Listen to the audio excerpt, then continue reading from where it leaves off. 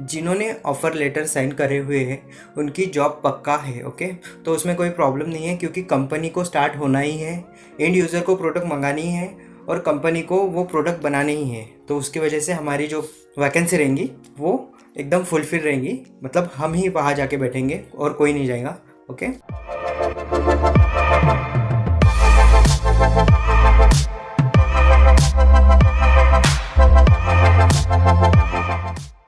So welcome everyone to the engineering. So today we will talk about why we are not getting the letter from the company. Okay, जो हमने 15-20 दिन पहले या 3 महीने पहले जो एग्ज़ाम दी थी या जो इंटरव्यू दिए थे, उसके जो ऑफ़र लेटर्स आने वाले थे वो हमारे पास क्यों नहीं आए। कुछ लोगों को आए होंगे बट एग्जैक्ट डेट जो है कंपनी ने दी हुई वो एग्जैक्ट नहीं आई हुई। मतलब ऐसे आया हुआ कि जो कंपनी ने लेटर दिया था उस पर जो डेट मेंशन थी वो डेट नहीं है।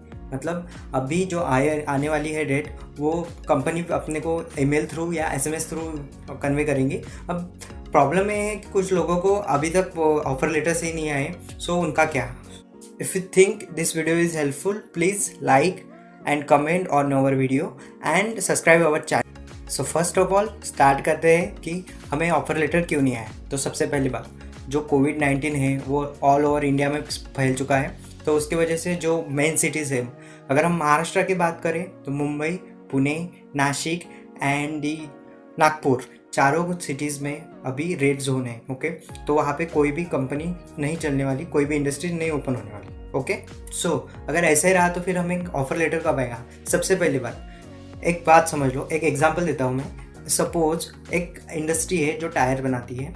अब क्या हुआ, वो जो लॉकडाउन हुआ उसकी वजह से ऑटोमोबाइल्स की जो भी फैक्ट्रीज थी उनका प्रोडक्शन रुक गया। अब वो क्यों रुका? सबसे पहले तो वर्कर की वजह से रुका क्योंकि वहाँ से वर्कर माइग्रेट हो गए। एंड सेकंड थिंग, जो वो टायर है वो जो एंड यूज़र के पास जाने थे, मतलब हमारे पास आने वाले थे, वो बीच में ही कट हो गए। कैसे? तो सपोज़ मैं बाइक चलाता हूँ, मेरे पास एक बाइक है, उसका टायर घिस घिस के ख़राब हो गया। ओके, सो मैं कहाँ जाऊँगा? गैरेज के पास या एक शोरूम में जाऊँगा, वहाँ से टायर परचेस करूँगा। ओके, सो अभी क्या हुआ, कोविड की वजह से या कोरोना की वजह से जो कंपनीज थी वो जिसको माल डिस्ट्रीब्यूट करने वाली थी, यानी कि जो गैरेजेस थे, जो शोरूम्स थे, वो टोटली बंद कर दिए गवर्नमेंट ने। ओके, सो क्या होता है कि जो इंडस्ट्री जो माल एक्सपोर्ट करती है या किसी को डिस्ट्रीब्यूट करती है वो गैरेज को या जाती है, आउट ऑफ इंडिया भी जाती है और शोरूम को भी जाती है। अब क्या हुआ, गवर्नमेंट ने एक्सपोर्ट बंद कर दिया और जो इंडस्ट्रीज थी उसके पास प्रॉब्लम आ गई कि हम एक्सपोर्ट करें तो करें किसको और डिस्ट्रीब्यूट करें तो करें किसको, क्योंकि जो शोरूम्स थे और जो गैरेज थे वो भी क्लोज हो गए। तो एक ऐसे समझ लो कि एक साइकिल रहती है वो स्टॉप हो गई। उसकी वजह से ना कंपनी में हमें काम करते हुए कोई नहीं दिखता, इसलिए कंपनी बंद हो गई। अब प्रॉब्लम क्या है, हमें उससे कुछ लेना देना नहीं है। ओके, कि कौन एंड यूज़र है, कौन इंडस्ट्री चला रहा है, कौन क्या। अब सपोज़ हम टायर कंपनी में काम करते हैं, तो हमने 3 महीने पहले उसका इंटरव्यू दिया। ओके, और 3 महीने पहले इंटरव्यू जो हुआ उसमें हम सिलेक्टेड हो गए। ओके, उसके बाद अब क्या हुआ, कंपनी बंद हो गई। ओके, तो कंपनी ने हमें जो लॉकडाउन के पहले जो डेट दी थी वो है 15 जून सपोज़। तो 15 जून को जो है ज्वाइनिंग हमारा, हम 15 जून को नहीं करेंगे अब। ओके, तो 15 जून का जो ज्वाइनिंग है वो कब होगा, तो वो हमारा आगे जाएगा। अब आगे क्यों जा रहा है, कंपनी हमें लेट क्यों करा रही है? जिन्होंने ऑफ़र लेटर साइन करे हुए हैं उनकी जॉब पक्का है। ओके, तो उसमें कोई प्रॉब्लम नहीं है क्योंकि कंपनी को स्टार्ट होना ही है, एंड यूज़र को प्रोडक्ट मंगानी है और कंपनी को वो प्रोडक्ट बनाने ही है। तो उसकी वजह से हमारी जो वैकेंसी रहेंगी वो एकदम फुलफिल रहेंगी, मतलब हम ही वहाँ जाके बैठेंगे और कोई नहीं जाएगा। Okay, so back to the example. अब एग्जाम्पल में मैंने क्या बोला था कि मेरे पास बाइक है, वो टायर घिस के ख़राब हो गया, हम जाएंगे गैरेज के पास या शोरूम के पास। सो वो दोनों के पास जाने के बाद हम उनको टायर मांगेंगे, बट अभी इस सिचुएशन में हम उनको मांग नहीं सकते। ओके, तो इस बार हम क्या करेंगे, इस बार जब भी लॉकडाउन ओपन हो जाए, जब भी शॉप ओपन हो जाए, मैं उस शॉप पे पहले दिन चला जाऊंगा क्योंकि मुझे बाइक की ज़रूरत है। अब पूरी इंडिया में तो ऐसा होने वाला नहीं कि सिर्फ मेरे पास बाइक है, तो बहुत लोगों के पास बाइक है, बहुत लोगों का सेम प्रॉब्लम होगा, वो भी गैरेज ही जाएंगे, वो भी सेम टायर मांग सकते हैं, सेम इंडस्ट्री सेम कंपनी का।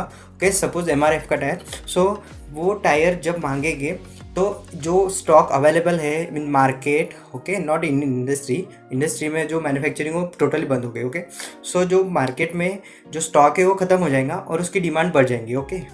सो जब डिमांड बढ़ेगी तब कंपनी को चीज़ मैन्युफैक्चर करनी पड़ेगी, उनको हमें बुलाना ही पड़ेगा, ओके।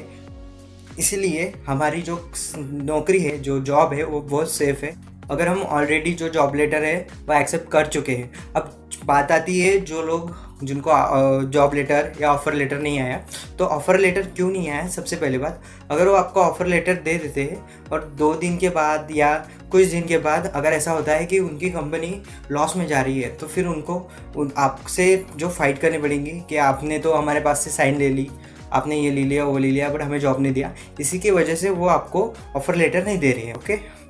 अब थर्ड पॉइंट है, इंपॉर्टेंट पॉइंट है कि इससे हम कब निकलेंगे। मैं तो कोई एस्ट्रोलॉजर नहीं हूँ कि आपको बता दूंगा कि इस दिन के बाद, इस महीने के बाद ख़त्म हो जाएगा या इसकी वैक्सीन आ जाएंगी।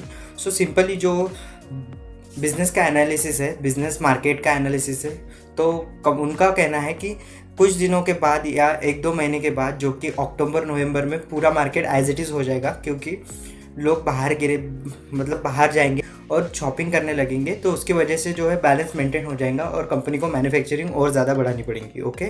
सो अभी क्या हुआ, ये जो ग्राफ है एकदम नीचे आ गया, ओके। उसके बाद जब अक्टूबर नवंबर आएगा वहाँ पे एकदम ऊपर ग्राफ जाएगा, तो हमारी जो मार्केट सिचुएशन है एज इट इज़ हो जाएंगी और हमें जॉब मिलेंगी, ओके। तो अभी डोंट वरी, जो भी हुआ वो अच्छे के लिए हुआ, ये भी बोल सकते हैं। बहुत सी चीज़ें इसमें पॉजिटिव भी हुई बट ज़्यादा से ज़्यादा नेगेटिव हुई। सो अभी जो ऑफ़र लेटर आने वाले हैं वो आपको आ जाएंगे।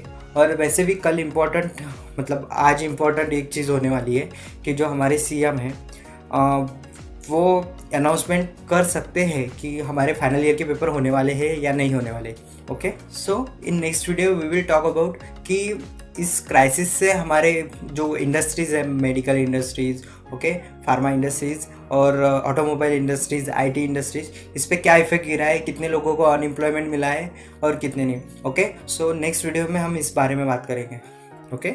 Thank you.